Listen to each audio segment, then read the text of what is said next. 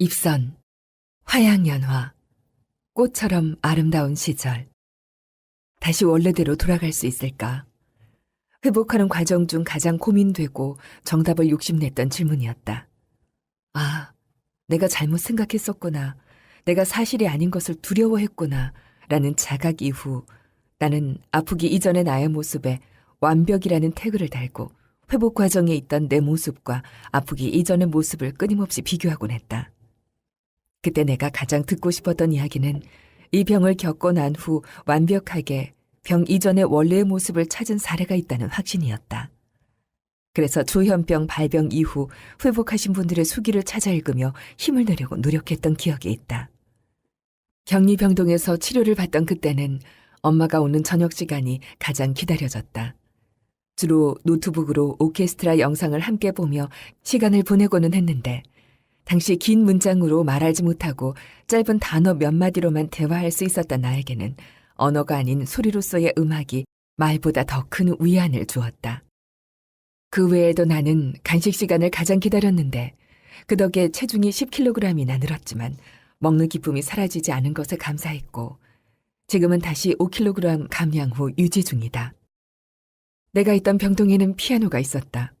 피아노를 칠 수 있는 시간이 정해져 있었고 잘 치지는 못했지만 그래도 피아노를 칠 때 행복했다. 엄마는 시집과 에세이집을 선물해 주셨고 하루에 한 장 정도 읽을 수 있었던 것 같다. 힘들면 글로 쓰라고 수첩도 주셨는데 사실 그때는 별로 쓸 말이 없었다. 그렇게 3, 4주가량 처방받은 약을 꾸준히 복용하며 지내다 격리병동에서 퇴원하여 납병원에서 치료를 받게 되었다. 격리병동에 있었을 때는 나는 죽어야만 한다는 생각이 자주 들었고 그것은 어떤 논리 혹은 감정에 의한 결론이 아니었다. 그냥 그때 아픈 내가 가지고 있던 매일의 생각이었고 그래서 치료를 받았다. 납병원에서는 그림을 그리고 연극을 하는 시간이 있었는데 사실 그 당시에는 즐겁고 감사하는 마음으로 참여하지 못했고 그냥 주어진 대로 해내는 것이 그때의 나에게는 최선이었다.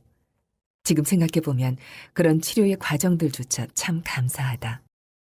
나는 종종 병원 화장실 거울 앞에서 나를 바라보곤 했었다. 얼굴이 굳어졌다고 생각했고 내게 웃어 보였다. 그래도 얼굴이 굳어있군 하며 그렇게 하루하루가 그냥 흘러갔다. 치료 과정 중에 비슷한 아픔을 이겨내고 계시는 분들과 이야기하는 시간도 가졌다. 어떤 자극 혹은 상황에 대해서 내 마음 상태가 어떠했는지 돌아보는 시간이었다. 그리고 정말 병원에서 퇴원을 했고 그때부터가 나와의 싸움의 진짜 시작이었다. 퇴원 후 집으로 돌아온 날 엄마는 내게 슈퍼에 가서 반찬거리를 사가지고 와줄 수 있는지 물으셨다. 내가 혼자 잘 다녀올 수 있을지 엄마는 마음을 졸이셨지만 나는 혼자 슈퍼에 심부름을 다녀왔고 그때의 나에게 그 일은 굉장한 도약이었다. 저녁에는 엄마와 집 앞 운동장을 돌았다. 원래부터 운동을 좋아하지 않았던 나는 5바퀴를 걸으면 많이 걸었다 생각했다. 사실 이 운동 시간이 싫었지만 그래도 했다. 걷고 나면 기분이 잠시나마 나아지는 걸 스스로도 느끼면서도 막상 하러 나가기까지가 힘들었던 것 같다. 주중에는 수영장도 다녔다. 그리고 2달 동안이지만 집 앞 피아노 학원도 다녔다. 이전 모습을 이미 되찾아서 이런저런 활동을 한 것은 아니었다. 엄마는 운동장을 걸을 때마다 내게 한쪽 어깨가 올라와 있으니 어깨를 내리라고 말씀해 주셨고 나는 굳어진 얼굴을 감추기 위해 늘 어색한 웃음을 짓고 다녔다. 일상생활에 조금씩 익숙해지면서 친구들도 종종 만났다. 친구들과 만나면 보통 1시간, 길게는 3시간 정도 이야기를 했는데 그때는 그게 참 어려웠다. 친구들에게 내가 아팠었노라고 말한 적은 없지만 어쩌면 눈치챈 친구들도 있지 않을까 싶다. 긴 시간 이야기하는 것이 어려웠던 이유는 끊임없이 다른 생각이 들어서라기보다 집중력이 떨어져서였다. 친구의 말에 어떤 표정으로, 방식으로, 언어로 호응해야 할지 그 방법을 잊어버린 것 같았다. 내내 어색한 웃음으로 들어주고 진짜? 그래서? 라는 짧은 호응으로 맞장구만 치다가 돌아온 것으로 기억된다. 친구도 지루했을 텐데 지금 생각하면 참 고맙다. 그렇게 분명히 완벽과는 아직 거리가 멀었지만 나는 아프기 전에 내가 좋아했던 것, 잘했던 것, 만났던 친구들을 놓지 않으려고 애썼다. 난 사실 아프기 전에 책 읽는 걸 좋아했었다. 그래서 퇴원하고 회복 과정 동안 일주일에 서너 번 도서관에 갔고 주말엔 가끔 아빠랑 같이 가기도 했다. 하지만 30분을 앉아있는 것이 힘들었고 그건 굳어진 얼굴만큼이나 내겐 괴로운 현실이었다. 아주 쉬운 책, 어린이들을 위한 책부터 조금씩 읽었다. 매일 일기도 썼다. 어떤 날은 한 문장을 겨우 썼고 어떤 날은 한 문단 정도 썼다. 몇 개는 엄마께 보여드리기도 했고 몇 개는 썼다 지우기도 한 것 같다. 그리고 집에 온 지 약 반년 후 며칠에 걸쳐 쉬엄쉬엄이나마 책 한 권을 다 읽을 수 있게 될 무렵 나는 복학을 했다. 학교는 타 지역에 있었고 나는 매일 엄마와 전화 통화를 했다. 통화 내용 중 가장 중요한 것은 약이었다. 잊지 않고 약을 잘 챙겨 먹었는지 약간 우스꽝스럽긴 하지만 엄마와 나만의 암호가 있었다. 엄마는 내가 약을 먹을 무렵에 전화를 했고 나는 그날 있었던 일, 그날 걱정했던 일, 그날 고민한 일, 그날 잘한 일을 엄마와 이야기했다. 그렇게 4년이 지났다.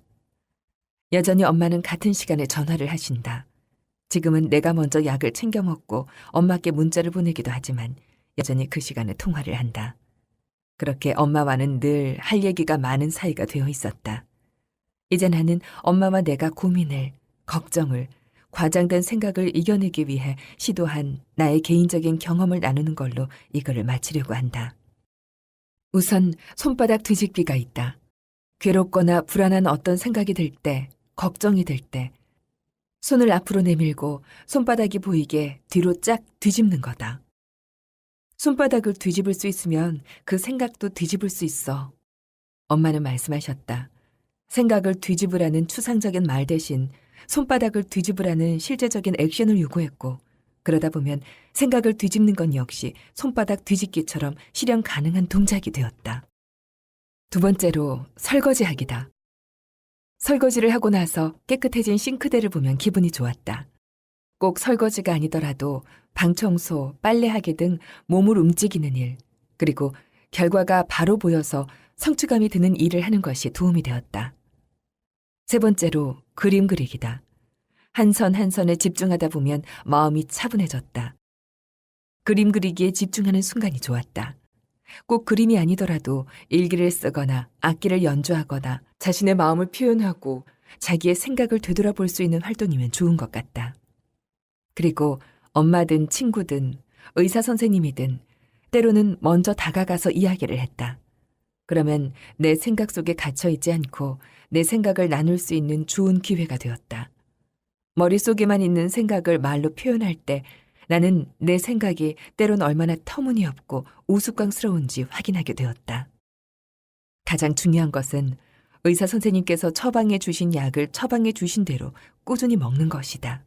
그리고 걷기와 같은 운동을 하는 것이 기분 전환하는 데 많은 도움이 되는 것 같다. 물론 건강한 식단과 규칙적인 수면 습관을 갖는 것도 중요한 것 같다. 그래서 나는 내가 붙인 완벽이라는 이전의 모습을 되찾았는가? 스스로에게 질문해본다. 모든 것이 처음과 같은 것이 없고 어제 보이던 구름 모양도 오늘 보면 바뀌어 있지 않은가? 지금 나는 이전과 같지 않다. 힘든 시간을 거치며 이겨내려고 노력하면서 오히려 더 성숙한 모습이 되어 있었다. 여전히 약을 먹고 있지만 꾸준히 운동도 하면서 나를 놓치지 않으려고 노력하고 있다. 건강하게 살기 위해, 기쁘게 살기 위해, 감사하기 위해 매일매일의 주어진 삶의 길을 꿋꿋이 걸어가고 있다. 덧붙이는 글. 처음 치료를 받기 시작했던 2013년 무렵부터 작성하기 시작했던 마음 기록지를 다시 읽어보았습니다. 무기력하고 힘들었던 지금과는 다른 그때의 내 모습이 있었습니다. 그때 작성한 마음 기록지 일부를 나누는 것으로 이 글을 마칩니다. 2013년 6월 29일. 오늘은 늦잠을 잤다. 강의 듣는데 집중력은 5분을 조금 남겼다. 그래도 들은 것은 이해가 가니 다행이다. 오늘의 할 일은 숙제하기, 아빠랑 배드민턴 치기다. 엄마께서 봉사활동을 가셔서 오늘은 아빠와 시간을 보낸다. 엄마의 편지에 힘이 난다. 나는 사랑받기 위해 태어난 사람이구나. 그렇게 생각할 수 있어서. 2013년 7월 16일. 눕고 싶고 자고 싶다. 엄마한테 혼났다. 나의 게으름 때문에. 많이 좋아졌는데 게으름을 이기지 못하는 게 흠이다. 지금도 눕고 싶다. 이겨내야지. 2013년 7월 23일. 마음이 게으른 하루를 보내고 있다. 아침에 일어나면 벌써 아침이야 라는 생각이 든다. 자꾸 상황을 피하고 싶고 자꾸 눕고 싶다. 그래도 오늘 아침 피아노도 치고 엄마와 대화도 했다. 오늘은 수영장에 갔다가 피아노 학원에 간다. 찬양을 할 때는 기뻤다.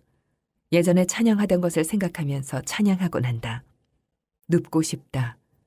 그래도 안 누워야지. 2013년 7월 29일. 눕고 싶고 자고 싶다. 하루를 시작하는데 자신이 없다. 다시 밤이 와서 잤으면 좋겠다는 생각이 든다. 힘들다. 아니 전혀 힘이 들지 않다. 하고 있는 일이 없으니까. 의욕이 생기지 않는다. 이렇게 사람이 변해버릴 수가 있을까? 그게 너무 답답하고 싫다. 어떻게 내가 나의 의지와 상관없이 전혀 다른 사람이 돼버릴 수 있는 것일까? 슬프다. 예전 모습으로 온전히 돌아가고 싶다. 잠을 잘 때는 예전의 모습과 똑같으니까. 그래서 잠잘 때가 좋다. 다시 일상으로 돌아오면 예전 모습과 너무 다르니까. 의욕도 생기지 않고 감정도 생기지 않고 능률도 떨어지고 끈기도 떨어지니까 어서 밤이 왔으면 좋겠다. 오늘 아침 엄마와 큐티를 했다.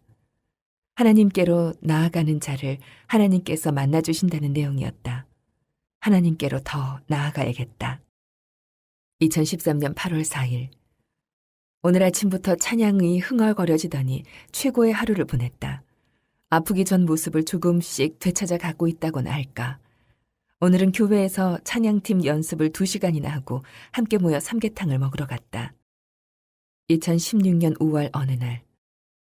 어떤 장애물을 만났을 때 깨어지고 넘어지고 아파하고 그러면서 소중한 사람들을 헤아리게 되고 내게 주어진 시간과 관계와 물질과 재능과 관심과 흥미와 정말 사소하게 여전히 노래할 수 있는 마음이 있다는 게, 눈물도 다시 흐른다는 게, 이 모든 거저 주어진 것 같은 것들이 사실은 너무 소중하고 또 감사한 것들이라는 것을 깨닫는 시간을 살고 있다.